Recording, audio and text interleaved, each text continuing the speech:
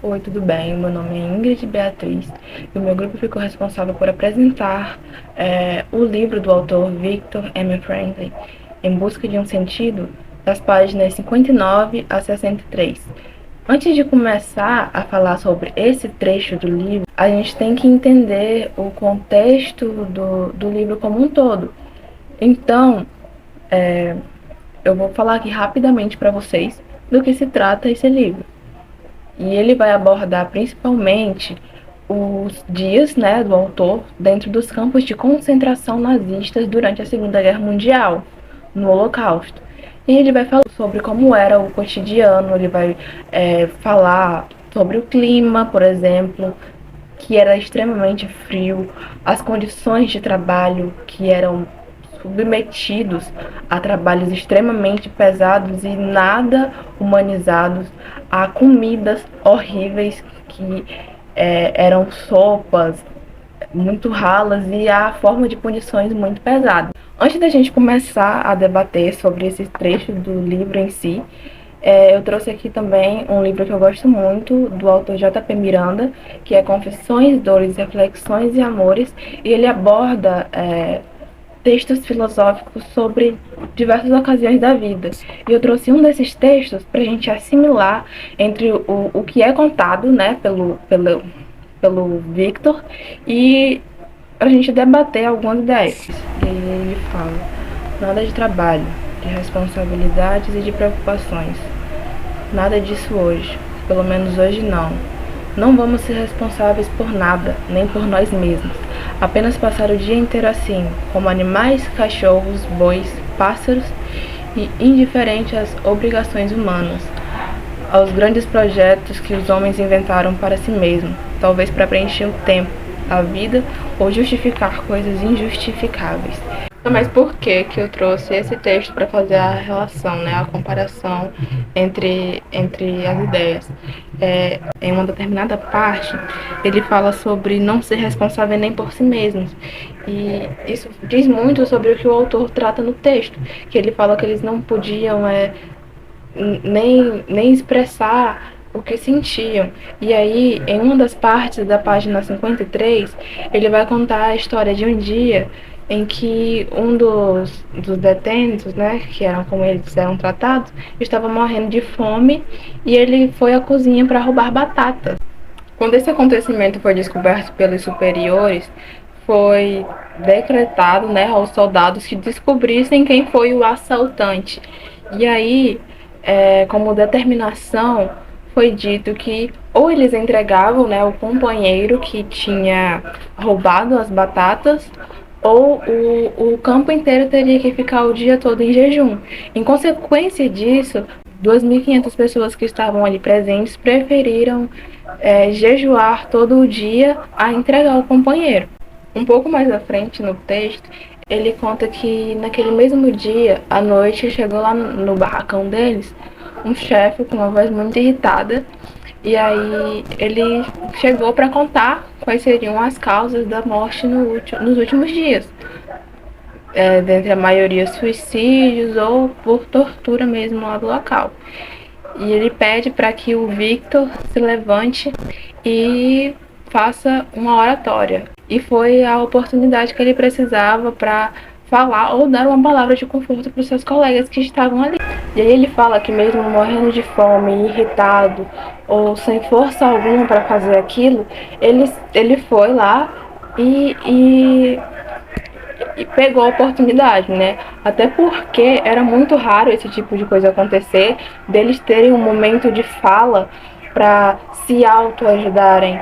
Então isso foi de extrema importância para ele, que é quando se dá o título do texto que a gente tá falando, que é uma palavra na hora certa. Mesmo com a desesperança de seus colegas em meio àquele caos que eles viviam, no texto Terapia Médica da Alma, Victor expressa que ele tentou se manter positivo perante a situação que eles viviam, que mesmo com as doenças, e ele dizia para os seus colegas que ninguém conhecia o futuro, já que era algo que obviamente ainda não tinha acontecido. Então, eles tinham que ter esperança de que coisas boas iam acontecer. Além da esperança do futuro, ele também falou do passado. Ele falava das felicidades que eles tinham vivido antes de estarem ali naquelas condições. O que dava um pouco de esperança, assim, para quem ouvia ele falar. E aí a gente pode falar agora, de forma assim superficial, um pouco sobre a logoterapia, que é a teoria do Victor, que falava sobre o sentido da vida. E ela tem três pilares, que é a liberdade de vontade, a vontade de sentido e o sentido da vida. Essa teoria que ele criou foi uma teoria muito aberta, que se dava, que podia se fazer modificações. Não foi um assunto que ele preferiu encerrar para que outras pessoas não pudessem fazer mudanças ou abordar outros assuntos. Ele preferiu deixar em aberto para que houvesse modificações e as pessoas pudessem entender o sentido da vida. E ele prezava muito pela liberdade, né, das pessoas, mas ele dizia que era uma liberdade com consciência, ou seja, tinha que ter responsabilidade sobre suas escolhas, porque a partir delas é, haveriam as consequências. Então, essa foi a minha parte do trabalho e, em sequência, o João Gabriel vai dar continuidade ao assunto. Olá, eu me chamo João Gabriel. Gostaria primeiramente de desejar um ótimo dia a todos e, juntamente com os meus amigos e componentes de grupo, Magno Bastos, Maria Vitória, Ingrid Beatriz, Ebert e Icro, eu irei falar um pouco a respeito do tema pelo qual fiquei responsável. Tema esse que atende pelo nome de Psicologia da Guarda. Aqui o autor ele irá dar atenção a duas psicologias. Contudo, ele irá dar enfoque e irá aprofundar com maior propriedade em uma psicologia em especial. A primeira psicologia da qual nós iremos ter aqui entendimento é a psicologia do recém-liberto dos campos de concentração. A segunda psicologia, que dá nome, dá título a este tópico, é a psicologia do guarda, em especial dos guardas dos campos de concentração. E bom, você já deve ter visto, já deve ter lido, e já deve também ter assistido algum documentário a respeito dos campos de concentração, que ficaram ali famosos especificamente ali no período da Segunda Guerra Mundial. Os campos de concentração eram ambientes totalmente degradantes, cruéis, ambientes que infligiam qualquer direito à vida do cidadão. Então, nos campos de concentração era comum, logicamente, a presença de guardas e prisioneiros. E aqui o autor, fazendo aqui essa breve introdução, o autor ele nos faz uma indagação. Como é possível pessoas de carne e osso infligirem tamanho sofrimento a outras pessoas de carne e osso? Para responder a essa indagação, ele apresenta como uma possível resposta um termo que aqui nós iremos atender como guardas sádicos por excelência. E para a gente entender também o que seria um guarda sádico por excelência, nada melhor do que entender o termo sádico. Sádico, uma pessoa sádica, nada mais é do que uma pessoa que envolve-se em comportamentos cruéis, degradantes ou agressivos em busca do prazer ou dominação. Em outras palavras, é uma pessoa que adora causar dor e sofrimento a outra por mero prazer. E exemplificando aqui esse conceito, ele aponta ali uma cena em que eles estão, por exemplo, trabalhando sobre frio intenso, sobre uma neve, frio intenso, sem vestimenta apropriada, sem vestimenta adequada, e o único meio do qual eles dispunham para se reconfortarem em meio àquele frio intenso era uma lareira, certo? Uma lareira, uma fogueira, que eles ficavam alimentando com lenha e restos de folhas e tudo mais, restos de galhos e tudo mais. Em um dado momento, o guarda simplesmente levantava-se e jogava neve naquela lareira, naquela fogueira, apagando assim, logicamente, o fogo. E aí o autor diz que ali você podia perceber o prazer, o sadismo existente através das feições do guarda ao apagar aquele fogo. E com isso, ele aqui aponta que existem sobre a Terra duas raças. Raças essas que ele denomina como pessoas direitas e pessoas torpes. Você já deve ter percebido, já deve ter entendido que uma pessoa torpe, logicamente, remete-se ao guarda dos campos de concentração. E uma pessoa direita, para você entender, eu vou dar aqui outro exemplo, que ele também coloca no livro. Um contramestre, não era prisioneiro, dá um pedaço de pão para um outro prisioneiro. E aí, esse prisioneiro, ao ver esse gesto de bondade ali, presente no entregar daquele pão, cai em lágrimas. Por quê? Porque ele percebe que aquele pão teve que ser poupado da própria merenda, vamos dizer assim, daquele contramestre, para que ele pudesse entregar ao prisioneiro. E com isso eu exemplifico aqui para vocês o que seria uma pessoa direita, no contexto ali que o autor classifica. E para dar fim à apresentação aqui, o autor ele nos faz uma outra indagação.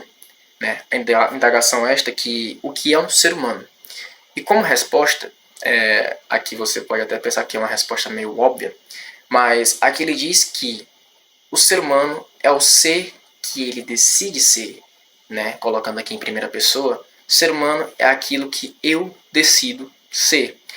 E explicando aqui, levando aqui também o contexto da psicologia do guarda, você tem que o cargo do guarda, a função do guarda, tem como característica ser alguém autoritário, impor ordens. Contudo,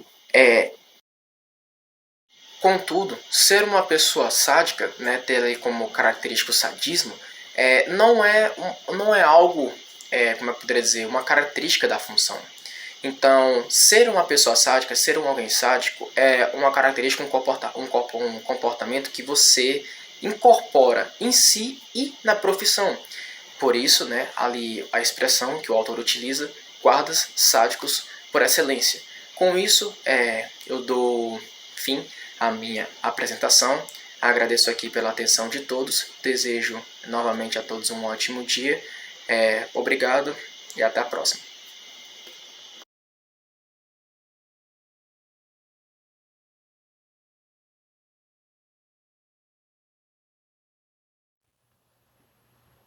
Bom dia, boa tarde, boa noite. Me chamo Teresa Ezequiel, sou componente do grupo 4. Ficamos responsáveis pelas páginas 59 a 63 do livro do Viktor Frankl, que se chama Em Busca do Sentido. Nesse livro ele traz seus relatos vividos como prisioneiro judeu na época do Holocausto, mas ali na Segunda Guerra Mundial, que foi ocasionado pelos nazistas. Eu fiquei com a parte da paráfrase e eu vim trazer um pouco dela resumidamente, mas especificamente um trecho dela, da paráfrase, porque eu achei ela um pouco grande para trazer no vídeo, então depois, se vocês quiserem, eu disponibilizo para vocês verem. É mais ou menos assim. O que realizamos durante a riqueza de nossas vidas passadas, com todas as suas experiências abundantes, é uma riqueza interior que não pode ser roubada por nada nem por ninguém. Não apenas o que vivemos, mas também nossas grandiosas realizações e pensamentos, bem como nossos sofrimentos. Tudo isso é salvo para a realidade de uma vez por todas. Essas experiências podem pertencer ao passado, mas também são mantidas seguras para toda a eternidade. O passado é talvez a dimensão mais segura do ser. Concluiu que a vida é cheia de oportunidades para dar-lhe significado. Esse trecho, tipo, ele meio que achei muito interessante ele, porque eu remeti ele a algo que foi tirado dele, no caso a sua liberdade, para algo que não pode ser tirado, que são as suas lembranças. Seu passado, tudo que ele, seu sofrimento, suas alegrias, seus sentimentos e tudo mais, tipo, são algo que não pode ser roubado de alguém, é algo que não pode ser tirado de alguém. E eu meio que assimilei com a sua liberdade, tipo, que não era para ser roubada, não era para ser tirada, mas acabou sendo. Uma dica que eu queria deixar para vocês é sobre o livro O Menino de Pijama Listrado, que também traz a história de prisioneiro, mas foca mais numa criança e tudo mais, judeu, basicamente também se passa no Holocausto, mostra os centros de concentração dos judeus, como eles viviam, onde eles dormiam, como eles comiam. Tipo, é um filme bastante forte. Relata bem como eram tratados os judeus pelos nazistas no Holocausto. Então, tipo, é muito interessante para quem quiser assistir. É uma dica que eu deixo para vocês. E é isso.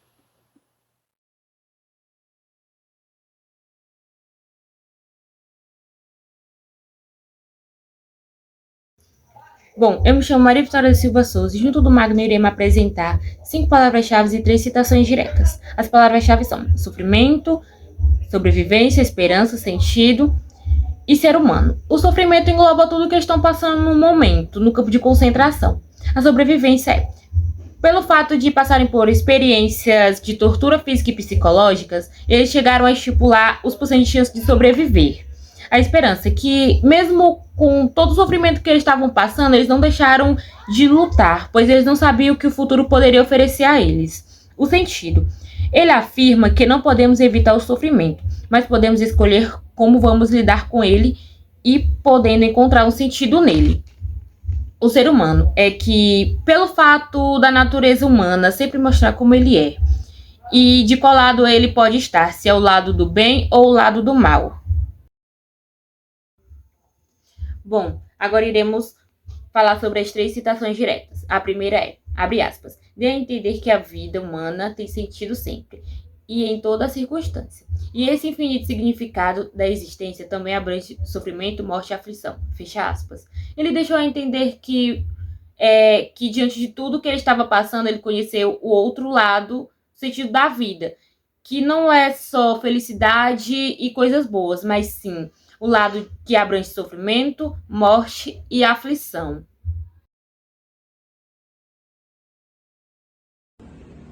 Olá, eu me chamo Magno e eu vou falar 2 das 3 citações feitas por Emily Franklin no livro Em Busca do Sentido. A primeira citação que eu irei falar, ela está localizada na página 59, no tópico Uma Palavra na Hora Certa. Ela diz o seguinte, abre aspas, lembro-me de certa ocasião em que surgiu a oportunidade de aproveitar psicoterapeuticamente numa espécie de diálogo coletivo. A receptividade interior dos reclaus favorecida por determinada situação externa.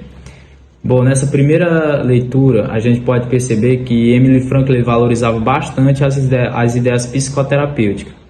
Essas ideias psicoterapêuticas, que para ele as possibilidades eram bastante restritas por conta de um campo de concentração.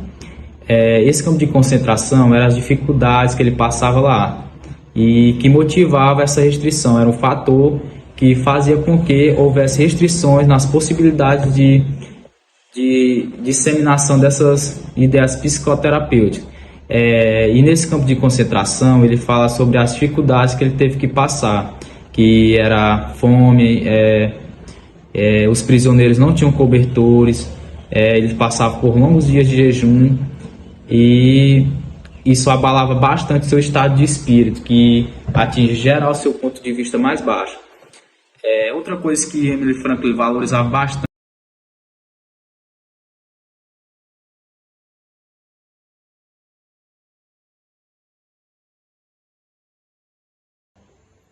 A segunda citação que eu irei colocar é uma frase de um poeta que ele citou no próprio texto dele, que está localizada na página 60, no tópico Terapia Médica da Alma, que diz o seguinte, abre aspas, aquilo que viveste nenhum poder do mundo tirará.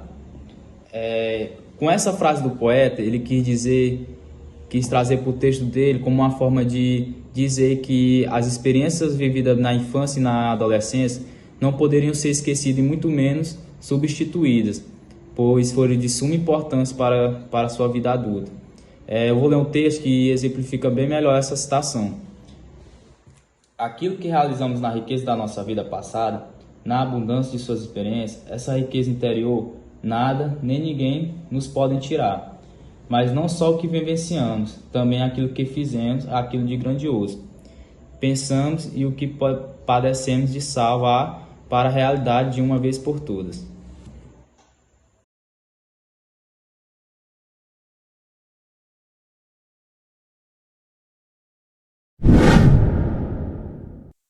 Olá, me chamo Herbert William, estudante no curso de Licenciatura em Educação Física pela UFP, e hoje nós vamos fazer uma pequena entrevista com o professor licenciado em Matemática Francisco Herbel Dias. Ele também é especialista na educação de jovens, adultos e idosos pela UEMA e atualmente cursa um mestrado em Engenharia Elétrica pela UFP.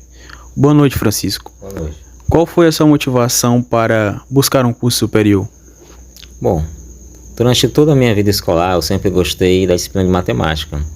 Então, quando eu fui buscar um curso superior, eu primeiro imaginei, como eu gosto de matemática, eu vou aprofundar meus conhecimentos nesta área, a fim de conseguir um emprego que me dê uma estabilidade financeira em relação a esse curso. E nós sabemos que para finalizar o curso, nós temos que fazer o TCC. Na sua época, já tinha o TCC? E se tinha, qual foi as dificuldades que o senhor enfrentou para fazê-lo? Bom, durante a minha graduação em matemática, quando eu concluí o curso, não era necessário você defender monografia ou escrever um TCC. Era algo facultativo. Então, não fiz porque não era pré-requisito para obter o diploma de graduação. Porém, durante a minha pós-graduação, eu precisei fazer um trabalho de conclusão de curso, escrevi um artigo e precisei defender esse artigo para então conseguir o título de especialista. E a minha maior dificuldade foi exatamente em fazer a citação dos autores, os quais eu me apoiei nas ideias dele para escrever meu trabalho, né? Fazer as citações de forma correta para não correr o risco de cair em plágio. Certo. E atualmente o senhor também está cursando mais um curso superior. Quais foram os erros que o senhor cometeu no passado que atualmente o senhor não irá mais cometer? O principal erro que eu vejo que eu cometi durante minha primeira graduação foi pegar uma quantidade muito grande de disciplinas no período, né, que isso exige um tempo muito grande para você estar estudando, a fim de conseguir uma aprovação e até uma boa nota. Então, o meu erro foi esse, né, pegar uma quantidade grande de disciplinas, e eu jamais cometeria isso, né, nesse caso, pegando apenas uma quantidade menor de disciplinas para conseguir então uma aprovação com a média melhor. Certo. Então chegamos ao fim da nossa pequena entrevista. Muito obrigado. E é isso, esse foi o nosso trabalho.